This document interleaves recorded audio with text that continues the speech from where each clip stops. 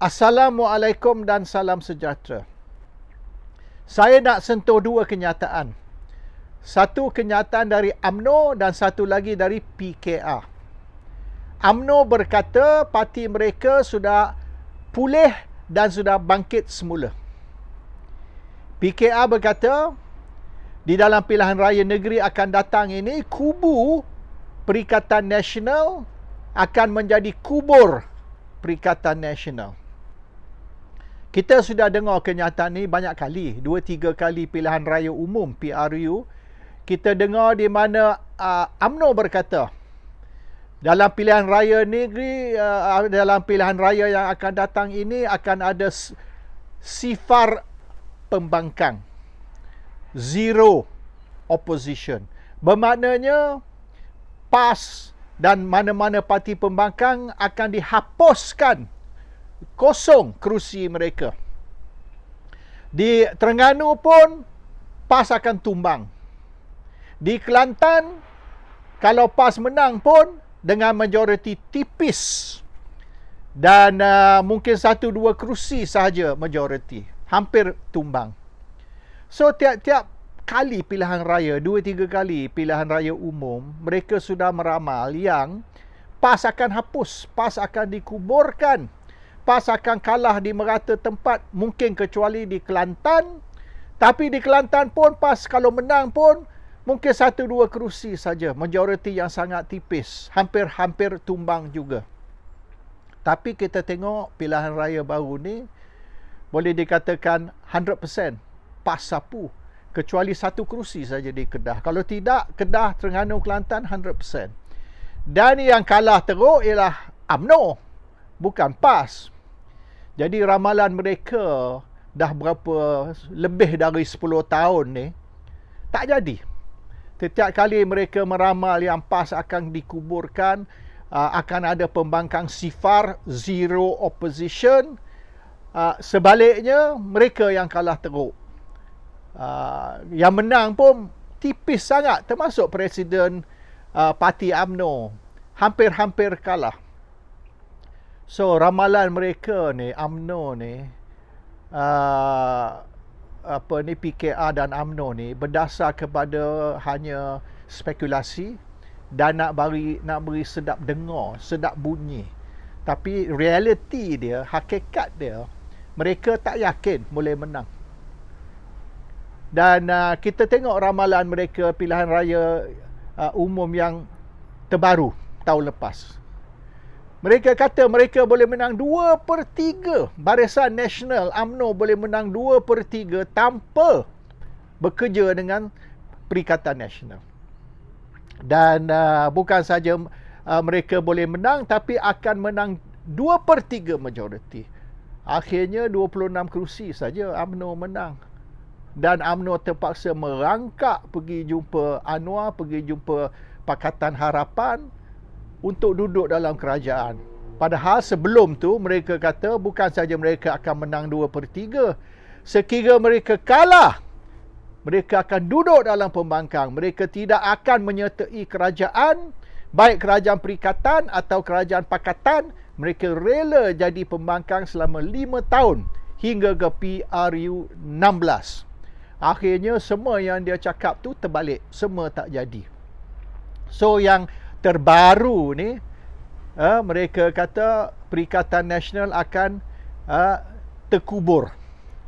Kubu Perikatan Nasional akan menjadi kubur Perikatan Nasional. Kita tengok siapa yang terkubur dan siapa yang menang. Tapi orang UMNO sendiri tidak yakin yang mereka boleh menang oleh kerana beberapa sebab. Satu sebabnya ialah kerana mereka mungkir janji. Mereka berkata akan duduk dalam pembangkang walaupun 5 tahun hingga PRU 16 mereka rela duduk dalam pembangkang, tapi akhirnya tak sanggup.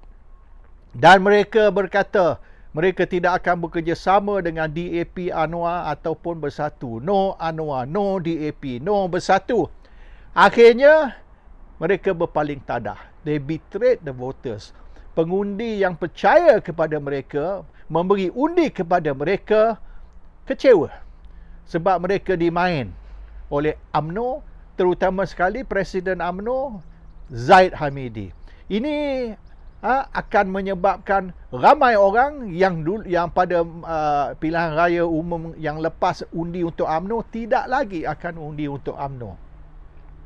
Dan banyak janji yang dibuat oleh kerajaan Pakatan Harapan semasa pembangkang, semasa nak tarik sokongan pengundi, hari ini semua mereka U-turn. Satu pun mereka tidak tunai janji mereka. Dan sebaliknya, keadaan menjadi lebih teruk dari masa dulu. Masa Muhyiddin dulu, masa Ismail Sabri dulu, dia orang kutuk Muhyiddin, kutuk Ismail Sabri, cakap ini, cakap itu. Hari ini, tindakan mereka, perbuatan mereka lebih dahsyat. Anwar kata, orang politik tidak boleh pegang jawatan di dalam agensi kerajaan atau GLC. Hari ini, lebih teruk pada masa dulu. Kalau kata, Pakatan Perikatan Nasional ataupun Muhyiddin Yassin, melantik geng-geng dia memegang jawatan sini sana. Sekarang lagi dahsyat, worse than masa Muhyiddin. So dia orang nak kritik Muhyiddin pun sudah tak boleh dah, sebab apa mereka buat ni lagi dahsyat. Mereka kata okey, ekonomi teruk kerana lockdown, kerana Muhyiddin ni melaksanakan curfew kerana COVID dan sebagainya. Tengok jumlah kematian dalam Malaysia semasa Muhyiddin lockdown banding dengan negara lain. Negara lain berganda-ganda orang mati COVID. England sini, kalau banding kematian sini kat England, jauh tinggi banding dengan Malaysia. England ni dia punya population hanya dua kali ganda je. England 60 juta lebih, Malaysia 30 juta lebih. So bermaknanya dia punya jumlah kematian ni hanya double. Tapi tak, jumlah kematian dia kalau kita ambil pro rata 10 kali lebih teruk. Sebab tidak tegas di dalam tindakan untuk nak restrict movement ni semua. So Muhyiddin cakap apa sekalipun lah tentang lockdown lah, curfew dan sebagainya, ramai rakyat Malaysia hari ini masih hidup dan tidak mati oleh kerana Muhyiddin. Yang banyak cakap tu, yang kutuk Muhyiddin dan sebagainya, they will be dead today. Hari ni dah arwah dah kalau tak pasal Muhyiddin. Itu mereka tak cerita. Yang kena COVID mati tu ramai mana? Yang diselamatkan dari COVID 10 kali lebih. Kalau tidak, Malaysia tu taklah puluh ribu. Malaysia tu mungkin dalam hampir 200 ribu akan mati. Tapi dia orang kutuk Muhyiddin kerana menyelamatkan nyawa mereka. Yang duduk banyak bising tu, yang masih hidup tu, mereka hidup kerana Muhyiddin. Kalau tidak, dah lama dah duduk dalam kubur. So this is all, rakyat ni dah muak, dah benci dengar.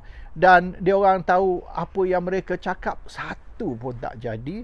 Apa yang mereka buat sebalik dari apa yang mereka janji.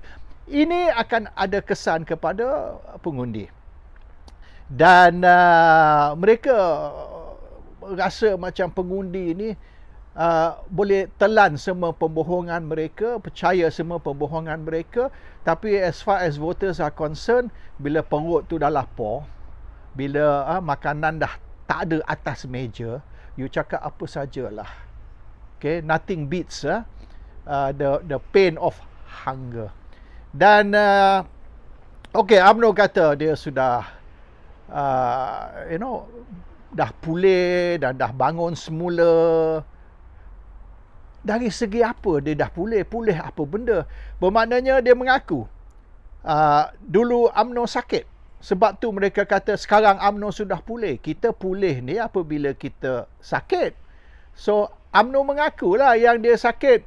Kalau tidak, macam mana dia kata UMNO sudah pulih? Dan dia kata UMNO bangkit semula. Maknanya UMNO jatuhlah dulu.